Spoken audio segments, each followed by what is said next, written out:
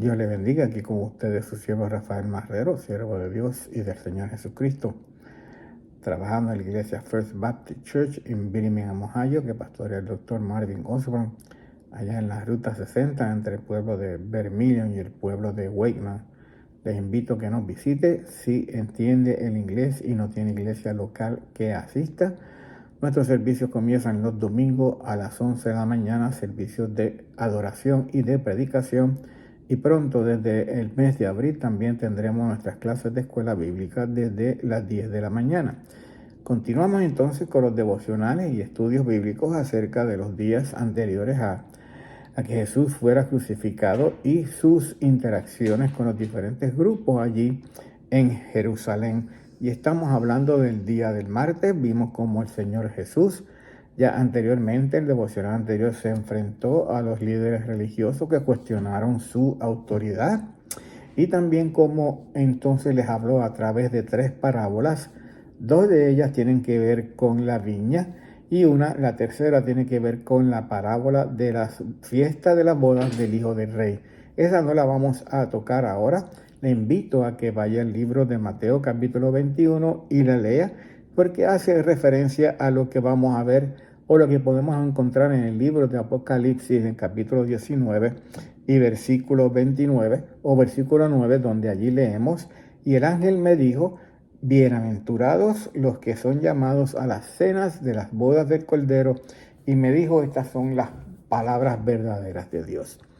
Así que esa tercera parábola que el Señor Jesús utiliza acerca de la parábola de las bodas del Hijo del Rey tiene que haber y hace referencia con lo que va a suceder en los cielos en un tiempo futuro, cuando entremos todos los creyentes, los hijos de Dios, todos los seres creados, todos los ángeles creados, todas las personas que creyeron en Cristo Jesús como Señor y Salvador en todos los tiempos, en todos los lugares, en todas las naciones, van a estar allí celebrando entonces lo que es las bodas del Cordero.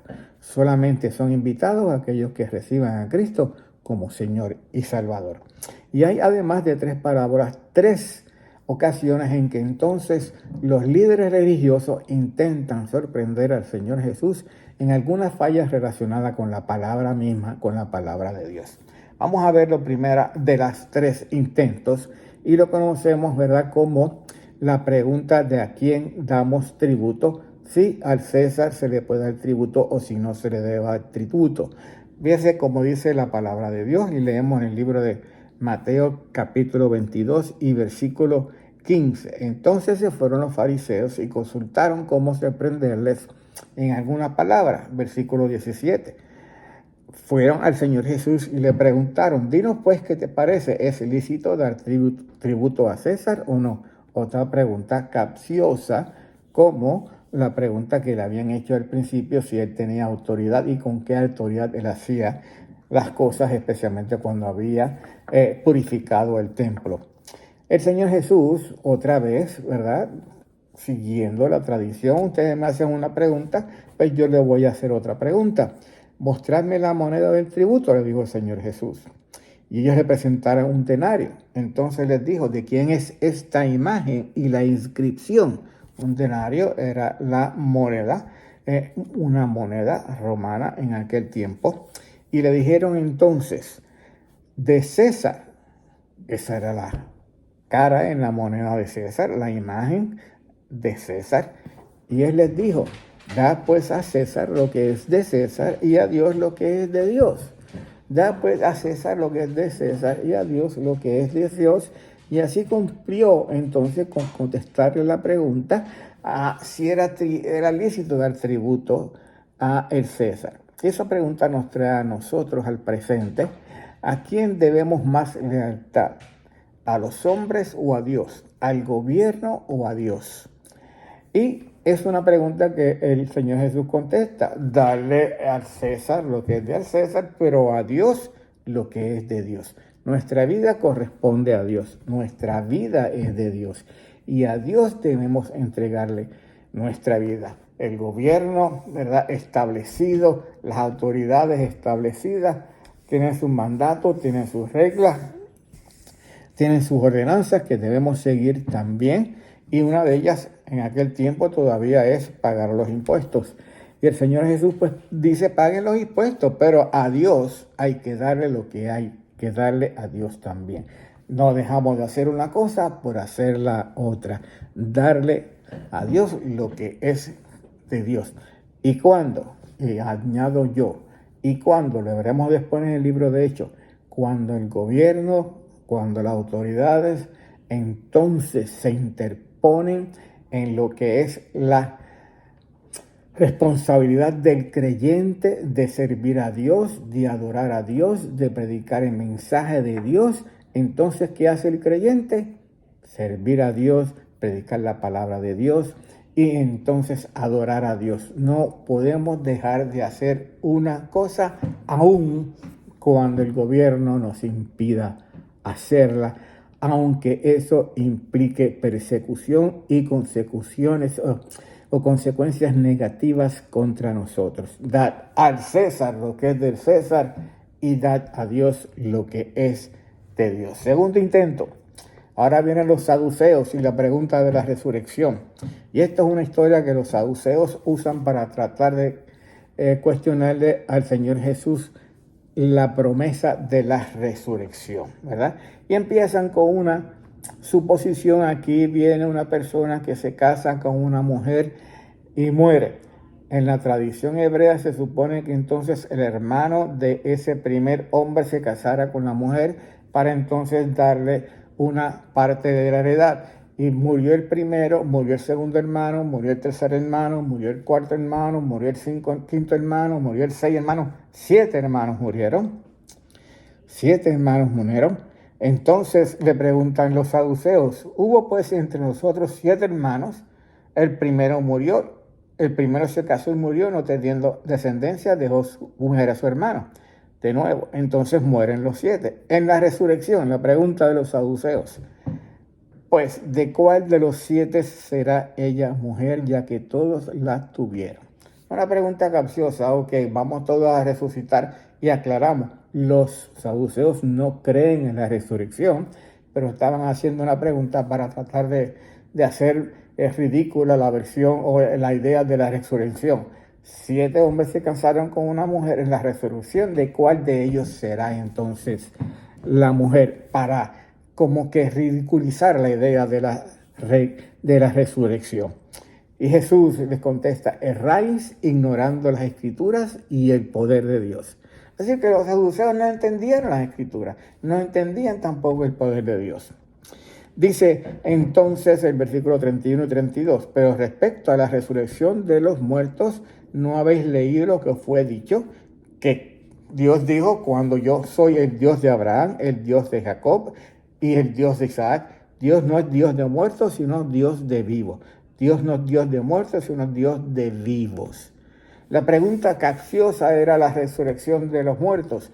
Jesús le contesta directamente entonces, oigan, pero respecto a la resurrección de los muertos, vamos a hablar de eso.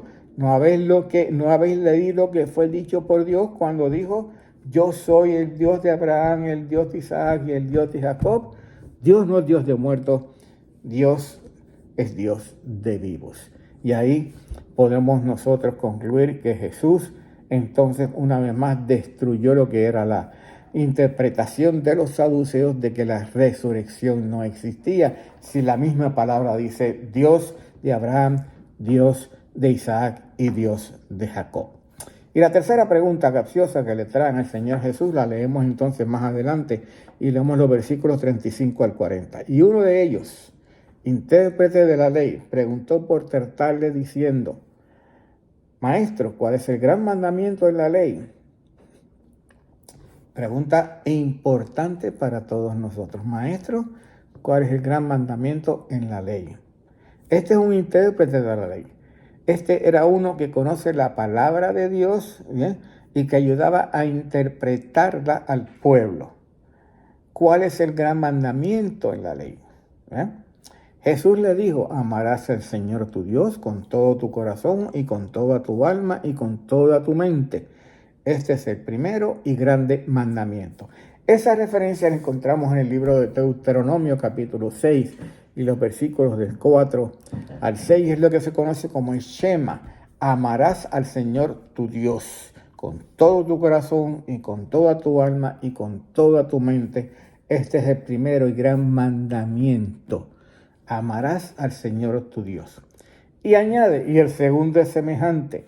Amarás a tu prójimo como a ti mismo. De estos dos mandamientos depende toda la ley y los profetas. Otra referencia al Antiguo Testamento, Levítico 19, versículo 17, y amarás a tu prójimo como a ti mismo.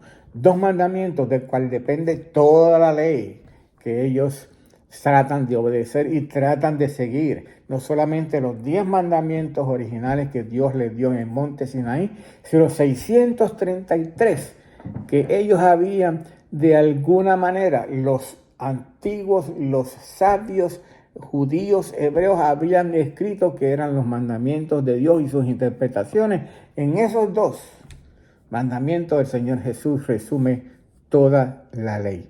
Amarás al Señor tu Dios con todo tu corazón, con toda tu alma y con toda tu mente, y amarás a tu prójimo como a ti mismo. De estos dos mandamientos depende toda la ley y los profetas. La palabra clave, amor. Amor a Dios y amor al prójimo. Cuando amamos a Dios, como tenemos que hacerlo, también tenemos amor para el prójimo, porque también nosotros nos amamos a nosotros mismos, así como Dios nos ama a nosotros. Bien, importante entender ese último mandamiento: amarás al prójimo, así como Dios te ama a ti, así como te amas a ti mismo.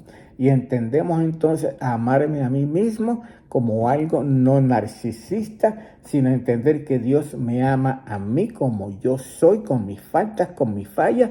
Por eso Jesús murió en la cruz del Calvario por amor, como dice Juan 3:16, porque de tal manera amó Dios al mundo que ha dado su Hijo unigénito para que todo aquel que en él crea no se pierda, mas tenga vida eterna. El amor de Dios que nosotros vamos a recibir cuando viene el Espíritu Santo a nuestros corazones, cuando recibimos al Señor como nuestro Señor y Salvador, el amor de Dios es derramado en nuestros corazones y así podemos amar a Dios, así podemos entender el amor de Dios hacia nosotros, recibir ese amor y así poderlo también aplicar a aquellos que son nuestros prójimos. Padre, gracias. Bendice tu palabra, Señor, y rogamos en el nombre del Señor que tú la multipliques y la lleves a dar fruto, Señor, sobre todo para poder recibir tu amor por medio de nuestro Señor Jesucristo, que murió en la cruz del Calvario por nosotros, Padre. Que tu palabra sirva, traiga salvación, Padre amado, traiga reconciliación, que traiga consagración a todos aquellos que la están escuchando, porque en nombre de Jesús que oramos. Amén.